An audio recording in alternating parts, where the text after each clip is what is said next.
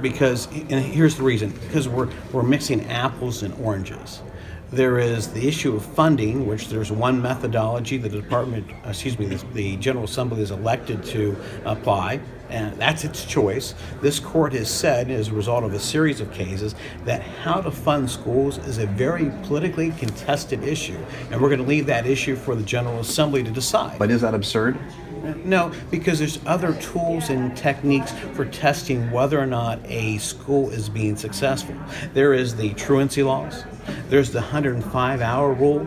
There is the report card that is testing things such as student attendance. So what the state has tried to do, and quite frankly as an excuse to justify their change in approach, is to try to make this about everything other than funding.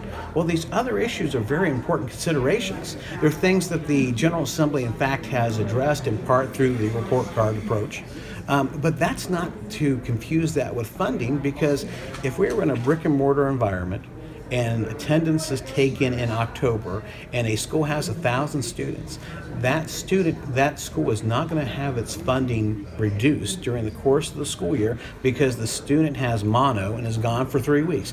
But in an e-school environment, that would be the case. Or if that student had a disability that precluded them from participating, to use the department's catchphrase, in 5 hours of study per day. Well, under federal law, that student's entitled to protection.